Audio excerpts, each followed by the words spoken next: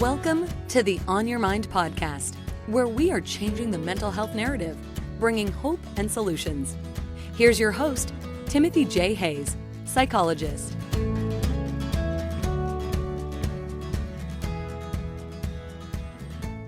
Patricia H.A. Perez, Ph.D., is core faculty in the International Psychology Department of the Chicago School of Professional Psychology. She is originally from the Philippines. Dr. Perez received her Bachelor of Arts degree in psychology from Northwestern University, a Master of Education degree in Child Development and Infant Studies from the Erickson Institute, and her doctorate degree with a minor in multicultural counseling in counseling psychology from the Loyola University of Chicago. Dr. Perez has taught undergraduate and graduate courses in child development and psychology, on-ground and in online courses across 5 higher education institutions during the past 25 years. Dr. Perez has over 25 years of experience working with young children and families in community-based settings. Well, welcome. Thank you so much for being here. It's great to see you, Trish. Thanks so much, Tim. I was hoping you could start us off today by letting us know a little bit about how you got into the work you're doing and what drives your passion for it. Oh my goodness, that's such a big question, but I think very needed just to contextualize everything and moving forward in this conversation. So my current role is departmental full-time faculty at the Chicago School of Professional Psychology in the International Psychology Department. And personally, I'm originally from the Philippines. I moved every 1 to 5 years growing up. So the Philippines, parts of the United States. I lived in London for 5 years. And so that was sort of my background. As far as professionally, I actually started, I don't know if you know this, Tim, but I originally started as a classically trained concert pianist. I went to Northwestern University as a piano performance major. Wow. Yeah. And then I switched to psychology my sophomore year because I felt like I really wanted to interact with people and to really, my purpose and meaning was to really attend to that thinking, feeling, and behaving of people and I love the arts. I also was a ballerina. I love the arts so much, but what I felt like my purpose and meaning was really to be out there with people. So my other backgrounds, I'm also a child development person, 0 to 3. I do maternal and infant mental health work. My Ph.D. is in counseling psychology from Loyola University Chicago with an anchor and a concentration in multicultural counseling. So with all of that, how does that sort of get me to this point today? I think that my mission and vision really is to be very inclusive in terms of really understanding and contextualizing what health and well-being is. As you can imagine, since COVID, and mental health and well-being has always been something, but since COVID, we have really examined and investigated many people all around the world, because that is my space, global, of what health means to people. Like what is health? What is well-being? What is access? What is treatment?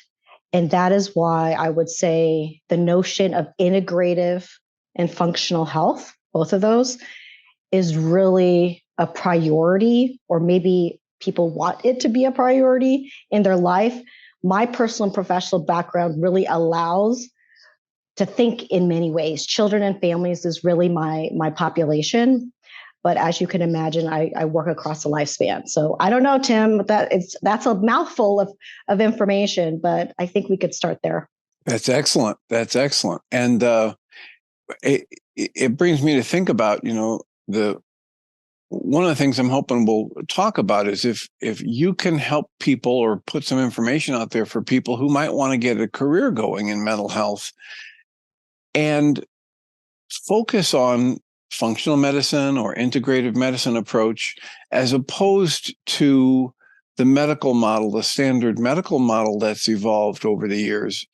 I started working in the therapy field just about 49 years ago, and wow. I watched it evolved away from talk therapy toward medication matching symptoms.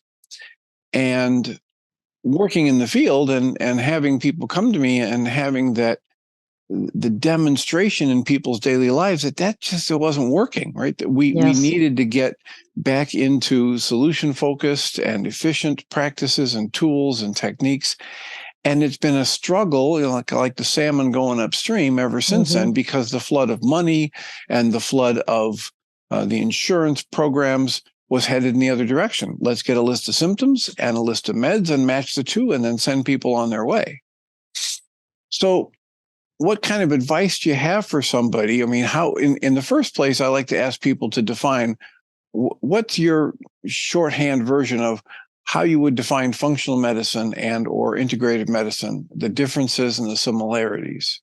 Yeah, that's a great starting point, because when you actually said, what are the strategies, I think we have to scale back for a minute to sort of have a foundation of how we may define, right, integrative health, functional health. So from my perspective, and this is again just my lived experience and perspective, is that integrative health is client-centered, it's individualized. Client, again, is can be redefined as like maybe part of a family or a collective.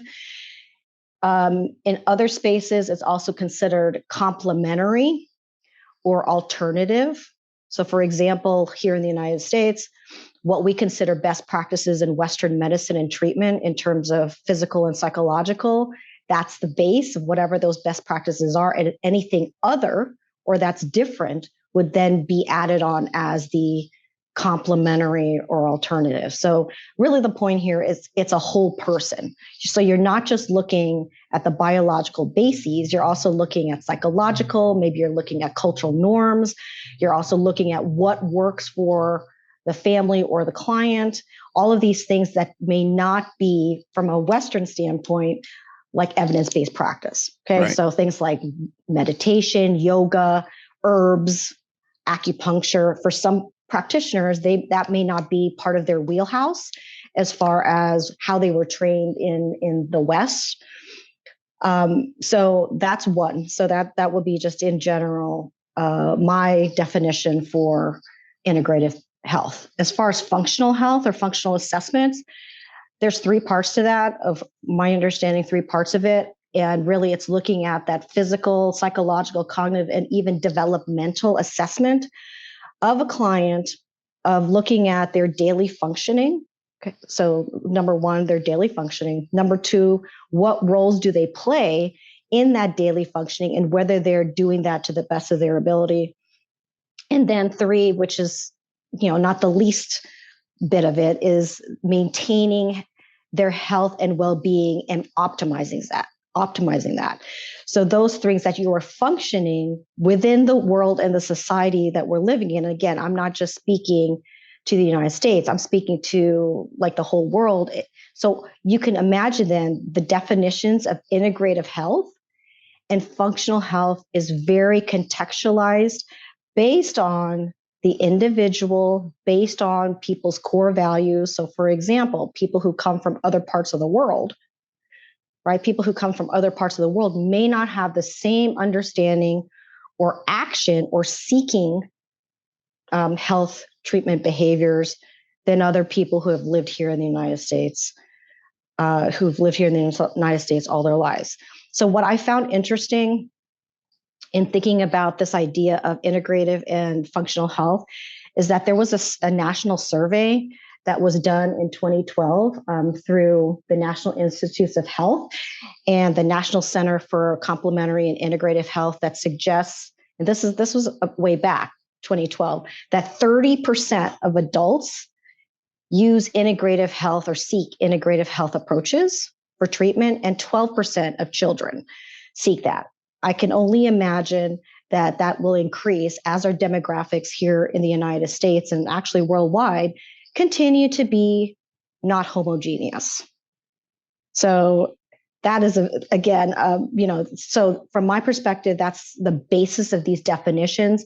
But I always wonder, as an international psychologist and also a psychotherapist, like I would like to know from people seeking careers or clientele or really anybody, what do these words mean? Because that actually, as a practitioner, would help me understand. And then also, that's the first tip. for a strategy. If someone wants to go into a career like this, what's your own idea, right? What is your own idea of health, well-being, and then the fields of integrative health and functional health? I see both of them actually quite interrelated. As an individual clinician, as I went through my training and my own individual therapies, what I noticed for myself and the people that I worked with, other therapists, other people in training for the doctorate program, et cetera, was that as they had their own individual difficulties and they went to get their own help, their own support, their own therapy for personal growth or to heal, traumatic wounds of the past, whatever therapy approach clicked with them, yes, was what they then went on to get more and more trained in and what they did most with their patients. Yes, because it's a personal thing. Like you align with it. And so what's interesting is that people always say, well, how did you go into psychology? Well, I mean, on a personal note, I think because my family moved around so much and we as children were going around and moving so much with my family as my dad continued to increase his really remarkable career in his work and really being sought after, that there were, I would say, mental health challenges for all these different transitions for everybody, right? Everybody in the family. And as you could also imagine, then this really aligns with just mobility, right? Mobility of our world, even like just the introduction of technology, like even what we're doing now, all of these things can impact our health because it really requires us to change and adapt. So it's really, and people seeking certain therapeutic approaches really is like, that feels good. So for example, the therapeutic or a theory that I really subscribe to is attachment theory, looking at attachments, place attachment, also looking at psychodynamic or more relational things, really based on what's comfortable for me as a clinician, but also what is part of my nature, part of myself. So, we talk about this in humanism, that you can't really fake yourself. I mean, you could try, you could be a fake clinician or not be authentic. But when we think about careers too, we have to find a sense of balance, right? Of how much will I build skills and learn either in a job, in an internship, right? Or a postdoc, or even an academic career or academic training. And then how much of it is you, right? How much of it is you and it speaks to you. So, there's no, I mean, you could do a whole bunch of assessments, I guess, like a strength-based something or like a MMPI, but at the core, I would say it speaks to you in some way. Well, yeah, and it makes perfect sense that you start out by saying that you moved around so much in your life. It makes perfect sense that some kind of a theory that talks about attachment or difficulty in attachment or resolving those difficulties would resonate very strongly with you. Yes, very much so. I had a situation where I hated school. Okay. From kindergarten on through, every part of it, hated it. The only thing I liked about school was my friends. Right. And so by the time I finished college, which was just, a slog all the way through, I was done with school and I was going to take years off. So I took 5 years off. Wow. And when I decided to go back to grad school and just give it a try, I was so out of practice that I said, well, I should take a night course or two at a graduate level to see if I can even, get the brain functioning again. And in that first class I took, I stumbled across a teacher who said, you're going to run into a lot of stuff out there. And there are a lot of theories about how you're not responsible for anything in the therapy. It's all on the patient and and he said, I don't subscribe to that. I think you have a tremendous responsibility to make sure that you're not wasting their time and that you're accountable for what you do. And that got in because I had spent, 5 years already working in corrections, 7 years already by that point working in corrections. And you have to be very practical and results oriented if you're trying to help people in probation and things like that. So that just solidified that for me, and everything I was drawn to after that in all of my education and training leaned toward, let's be practical, let's be results oriented, let's be, solution focused. Mm-hmm. And that's what resonated with me. And those pieces just started to fall together more and more. And that was the kind of therapy that I liked, because when I did it for myself, it helped me get over the roadblocks that I was facing. And so let's say that you have somebody, whether they come into the graduate school or I don't know if you have contact with people at the college level, the undergrad level. Mm-hmm. What kind of advice would you give them if they say they want to get into the field, but they don't want to go the traditional allopathic way? They don't want to get stuck just sending people to psychiatrists and monitoring meds. Yeah, well, I think besides a couple of things that I brought up, I think this is a great segue to what you just said about your journey. I'm a big believer of having personal and professional mentors. Okay. And so I think mentorship, identifying people in your life that you can learn from. Okay. So this could be very like outside of the box, but it could also be, because we're in the age of technology and we're looking at things, thinking about who can mentor me and guide me in these type of things. So for example, I just mentioned that I have a background in performing arts. Well, I still use the skills of discipline, right? I mean, like discipline, research, mastery from my piano teacher and my ballet teacher.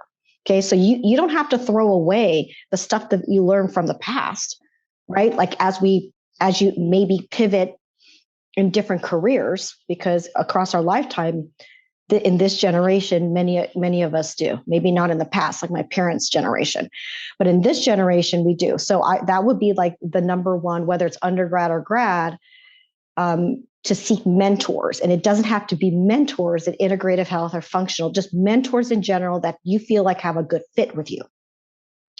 Number two, assessing your skills and competencies. So what do I mean by that? Like you yourself, although it's quite biased, right? Like you were telling me like what your journey was like and what you learned, that you can assess your own skills and competencies or things that you've attained, right?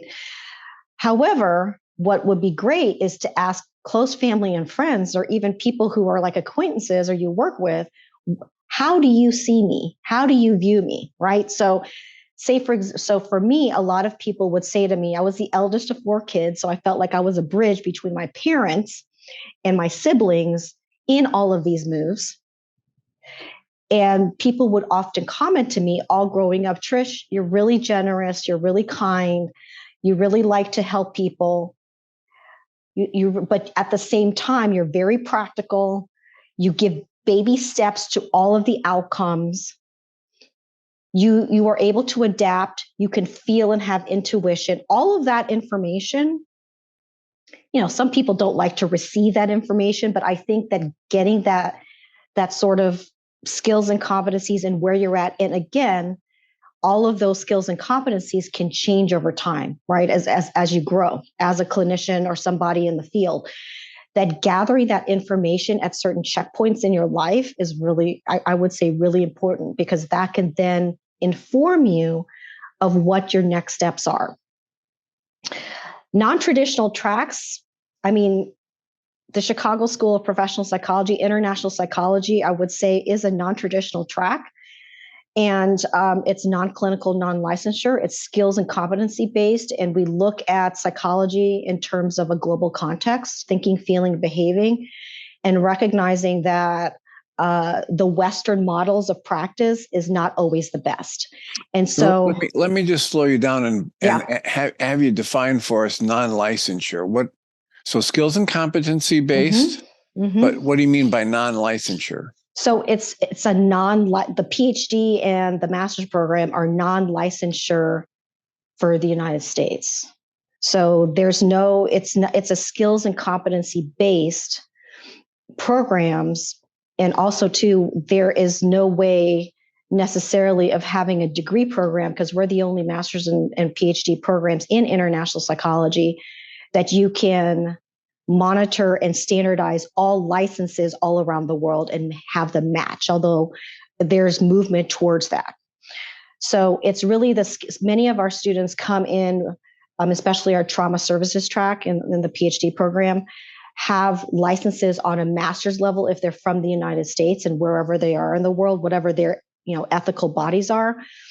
But from a degree seeking program, this is, since we're the only one and quite innovative, that's what I mean. Okay. Does that make sense? Yeah. Yep. And it may, certainly the kinds of things. Well, I'm trying to think about our audience here who probably won't have sophistication in all of these different layers of, well, so what does that mean if you don't have a license, and can you get reimbursed by insurance and this and that? Yeah. But when you say that you can get the licensure at the master's level, then that gives people that kind of flexibility if they want to go into clinical work and get reimbursed for it. But yeah, a master's, a licensure that they're already entering, say, for example, our doctoral program with a license, right? With a license. Many of our, so that's why it's different, right? I mean, so doing integrative and functional health doesn't have to be necessarily part of being necessarily a clinician. I mean, yes, you could add that layer on a doctoral or master's level, like getting a double master's, one that's a clinical one, and then something like ours. However, there's other ways of adapting the skill sets that you learn within both of our programs. And we also have a certificate program on crisis-informed care that I lead, that you can integrate a lot of those learnings with integrative health and functional health. So some of our students actually do this type of work in terms of consultation, like mental health consultation, or they're the head of they're a head of a company, a CEO that is focused on health and well-being, and they do strategic planning around it. So that's the kind of thing people do with a degree more than just straight clinical. Correct. There's many ways of doing it. So some students do have clinical backgrounds and have the licensure wherever they live in the world, right? On a bare minimum, a master's level, but they don't choose us if they want to get a PhD in a clinical program. What's innovative about us is that they get the skill set of being able to navigate globally. Okay.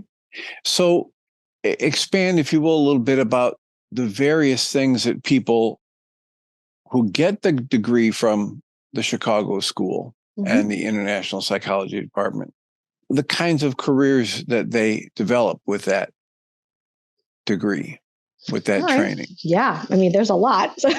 So as I mentioned before, we have 3 programs. We have a certificate program, which is post-bachelor's, called Crisis-Informed Care in a Diverse Globalized World. We have a master's program. There is no concentration in the master's program. However, there are specific areas that we touch on: environmental, organizational leadership, things related to trauma or more clinician-based. And then in our doctoral program, we have 2 tracks: organizations and systems, which is really geared more towards like business. And then we have trauma services, which is our second doctoral concentration. So in thinking about, and I've been in this core faculty position since 2014. So I've seen many students come through and graduate. So here is some ideas of the careers that students have had. So number 1, they stay in their current position, whatever that is, and they actually create a new position in whatever industry, because international psychology cuts across all industries. It doesn't have to be just like being a clinician or working in a hospital or doing assessment or anything related to health. They create their own position that incorporates the skills and competencies, core skills and competencies of international psychology. So that's 1.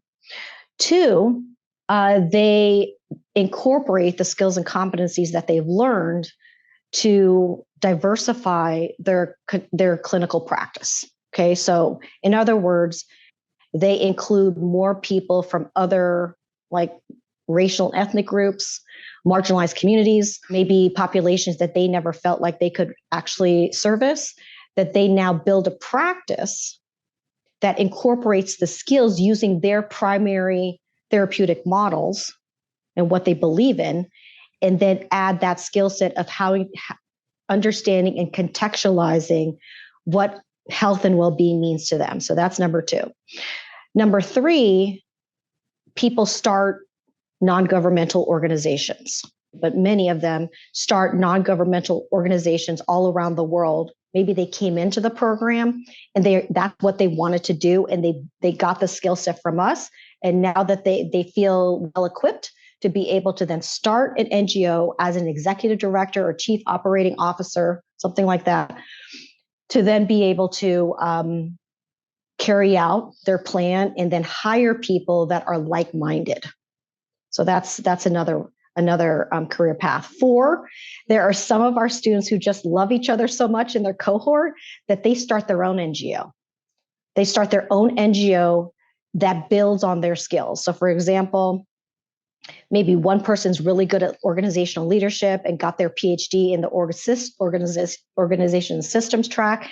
They're now, the head of it. And then there's some of their cohort members who are good at like clinical work. They have a license, or they're clinically minded. There's someone who's really good at assessment, someone who's really good at web design and social media, all of those type of things. So that's another avenue. Some want to teach. So they teach either within our department, or they also teach in areas like cultural studies, global studies in other parts of the world, or universities here in the United States that have that. Some of them can teach in global business, international relations, global mental health, those type of things. So there's more, but those I would say are the most dominant career paths that many of our students seek. But many of them, again, have chosen our programs for a very specific reason. Basically, you said you've been in that program for 8 years. Yeah, going on 9 years as core faculty. Yeah. Mm-hmm. And how many students are at any given time engaged at the school in a tract or a program? How big is the school, Chicago School? Yeah, well, I don't think I could really answer that, but I would say just within our program across three programs, I would say it's around 250 students across our 3 graduate programs. So, yeah. So what's the most rewarding part of the work you do for you personally? There's so many, Tim. Oh my goodness. Well, first of all, just like how you said you didn't like school, I didn't like school either. I really thought it was boring. I really just did what I had to do. Oh my gosh, if any of my students listen to this, they'll just all laugh. So I didn't like school at all either. I thought it was boring because my mind, the way that I, process things and understand things and am excited by things was not how it was the instruction. Okay. How the instruction was delivered for me personally. So it's very ironic that I actually am a professor, and I've been a professor. I've taught in 4 other institutions, higher ed institutions, for over 25 years. So this isn't my only institution that I've been in. It's just currently what I'm doing now.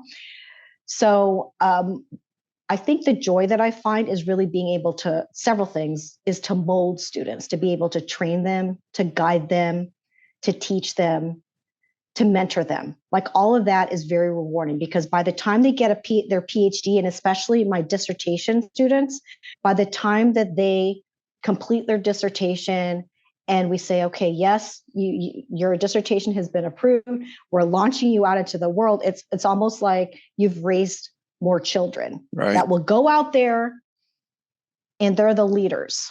They're going to be the leaders of tomorrow. They're reaching their potential, at least in our degree programs, and now they're off, right? They're off and doing their wonderful things. And many of them come back to me and tell me about all the things that they've learned from me that were life lessons, because much of my instruction is not just going through the hoops of the programs. It's like, these are all life, and then you launch them and let them go. So you can imagine, I just told you about attachment theory and how I really feel that, but then you let them go, right? You let them go, and they're able to do all these wonderful things, and they come back to me oftentimes and tell me about all the things that they've done and what they've learned. So I think that's what keeps me to being a professor. That keeps me to be able to mold and guide, mentor, and teach the next generation of professionals in psychology, whether they're clinicians, CEOs, whatever. I mean, it's really that. The other thing is I love to network. So I have many global projects as an international psychologist in many parts of the world. So I go to places for my global projects in the Philippines, my home country. I've had global projects in Indonesia with colleagues, Kuwait. I'm going there actually next month with students. Mexico City. Let's see, Ghana, Egypt.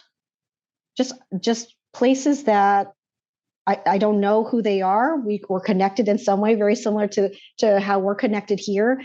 And I get to learn about what mental health and well-being is in their communities. And then be able, if they ask me, because I don't like to push myself, right? We teach our students, we don't push ourselves as outsiders onto other people's communities, and if they don't ask, or it's not culturally relevant or appropriate. So that's also what brings me joy and is exciting. Excellent. I'm looking at our time here and realizing that where it's a little short, and I want to get to the part I usually ask people. So if we're winding down here and we say, what's something that we've already talked about that you want to go back and highlight, or something I haven't even asked you yet about yourself or your work that you want to make sure we put out there for the audience as we're talking about the potential for careers in integrative and functional medicine and mental health? Well, I think there's a lot of things to talk about, but I think the one thing that I do want to say that really drives a lot of the work that I do personally and professionally is the idea of human rights. So I think human rights and really understanding what the rights are in terms of access, resources, and really matching anything related to health and well-being. I mean, an example of this, which is a strategic initiative, is the United Nations Sustainable Development Goals. There's 17 of them, and looking at health and well-being. And so integrative and functional health is very much part of that, to dispel things like inequities, being able to have access to things, whether it's basic needs or not. So I would say that if anybody chooses to have a career in this, that could be the starting point, that we all have rights globally as humans to be able to work on our optimal health and well-being, whether it is integrative, which many people do, maybe many people use within their own country, and obviously functioning. We want to be able to function in the best possible background, personal and professional background. So that I would say would be something that's a little bit more high level in understanding this topic for today. And, as soon as you say human rights, my mind says there are the rights that are afforded people in certain countries, and that can be very different from what we idealize as what human rights should be. Correct. Yes. And I imagine that as you're experiencing travel in these various areas, that's part of what you have to kind of step through, is to figure out, what's the standard that's accepted here, and how do you match that with what your ideas might be about what the rights should be as a people, or as a family, or as a culture. Yes, very much so. I just keep flashing on. I had several of these in my early career in my internship in Chicago, and I got placed in that. They had 7 or 8 different HMO offices. It was Rush Press St. Luke's and their anchor HMO. And so I ran into a number of families from different cultures, and what they were coming to ask me for help with was what I would consider there's a hangnail, right? Mm-hmm. But they're demonstrating in the session like what I would consider a broken bone or a bleeding artery. And I would say, we really need to do something about this. And they'd say, no, we're here for that. This is completely acceptable. We're not going to try and stop this in our family. And it was a real eye opener for me as a young therapist. Yeah. Say, okay, how do I address what they want me to address? And how do I balance that with what my personal sensibilities or what my culture would say is acceptable or not acceptable, and what they want to just move on through as though it's not there? Yeah, that becomes, and again, this is the stuff we teach in our program because we're navigating internationally and globally those ethical dilemmas, right? I mean, these dilemmas of like, okay, we have to think about the code of conduct. We also use the universal principles, ethical principles for psychologists. So we have to think about those as your role, right? Like your role was as a therapist, but then also part of it is also your personal. So having to navigate that when I am, this is just an example, when I'm faced with things like that globally or even here within the United States, and it's not emergent, I need to get a contextual sense of what is really going on and where that thinking is coming from. Like, where is that thinking? And then once I get that snapshot, and sometimes it's very quick because we have to make decisions very, very quickly. I've worked at hospitals and ERs here in the United States too. And when you have to do a psych assessment or a screening or assess for suicide and things like that, which again, like suicide's a whole different topic all around the world. Then the next step is I say, well, here and then thinking about laws. That's the other thing. Like laws, I think, would be the grounding point. Like, well, this is what we need to do first. So, but it's such a hard thing to think about, though. Yeah, and it brings up all kinds of different levels and layers. And what I love about what you're talking about with your program is that you teach the people going through your program how to navigate those skills and competencies that if you're just getting trained within one country, it's far simpler. No, but our students come from all over the world. Right. So that's the other thing. We have, it's not just the United States. So they want to know, okay, Dr. Perez, well, then how do I contextualize this in my own country? I go, well, let's start looking at the laws because we want to be lawful. We want to be able to practice and do what we do in a very lawful way. We don't want to get in trouble. So laws, international laws, are typically a starting point.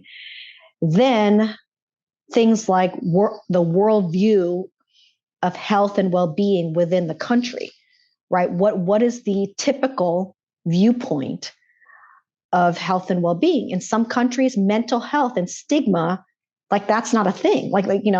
Or like my expectation of the priorities needed for mental health is not in other people's priorities.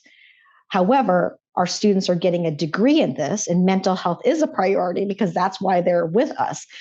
So what small piece of change in their role can they have to be not only lifelong learners, to have cultural humility and be honest with themselves that they don't know everything, right? All around the world, because we're not masters of any cultural context. Often also, not even our own. Yes, not even our own. I mean, it's literally like, that's what's fun about this, right? That's what's fun about investigating and examining human nature, whether it's international psychology. That's what's great about psychology. That's what lured me to psychology, because you get to investigate each person's like a puzzle, but it's all very different puzzles. And if you like puzzles, I love puzzles, that this allows us to do that very individualized, whether it's an individual, a group, and we get to think outside of the box, right? We get to think outside of the box within certain frameworks that make us as professionals authentic. And so our students, so it's almost like a framework, right? It's a framework of how you might address the task and the issue at hand from that global or international lens. And so it's not like the traditional models where, okay, you got to do this, then you got to do this. Look at the criteria, like even the DSM-5 TR, even though there's it's much more well organized, and there's more cultural bound syndromes, there's still a lot that's missing there. And so if you use that, say for example, you use the DSM-5 TR in Ghana, is that really an appropriate tool, right? Or how would you adapt that to the cultural context? So we have students who do that too. I mean, I do that as well. Like, okay, here's the criteria for major depressive disorder. Does that fit the Ghanaian context? Those are the type of things we get to do. Yeah. So. Yeah. Well, I'm delighted that you were willing to share with us, Dr. Perez. Thank you so much. Thank you so much. It's an honor to learn more about what you do. And if people want to reach out to you or your program, what's the main website for them to do that? So it's www.thechicagoschool.edu, or you could also reach out to me, PPEREZ @thechicagoschool.edu. Excellent.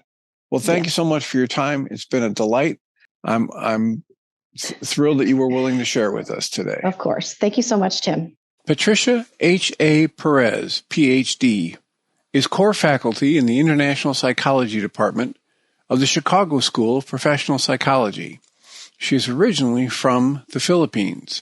Dr. Perez received her Bachelor of Arts degree in psychology from Northwestern University, a Master of Education degree in Child Development and Infant Studies from the Erickson Institute, and her doctorate degree with a minor in multicultural counseling in counseling psychology from the Loyola University of Chicago. Dr. Perez has taught undergraduate and graduate courses in child development and psychology, on-ground and in online courses across 5 higher education institutions during the past 25 years. Dr. Perez has over 25 years of experience working with young children and families in community-based settings.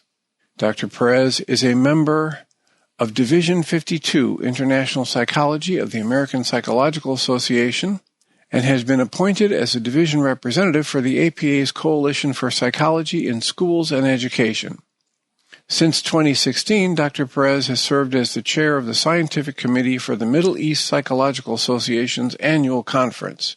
She is a past board member of the Illinois Association for Infant Mental Health and a current board member of DUNK, D-U-N-K, a nonprofit organization supporting community youth development through sports in Accra, Ghana. Dr. Perez is also a School of Education Advisory Board member at Pacific Oaks College and a recipient of the 2018 Elizabeth Hurlock Beckman Award for inspiring students to establish a concept, procedure, movement, and/or organization that makes a difference in their communities. You've been listening to the On Your Mind podcast, offered by Journey's Dream, where we support people through mental health challenges to a place of true and lasting well-being. If you love our show, we invite you to visit onyourmindpodcast.org to join the conversation, access the show notes, and discover our helpful resources. Thank you for listening.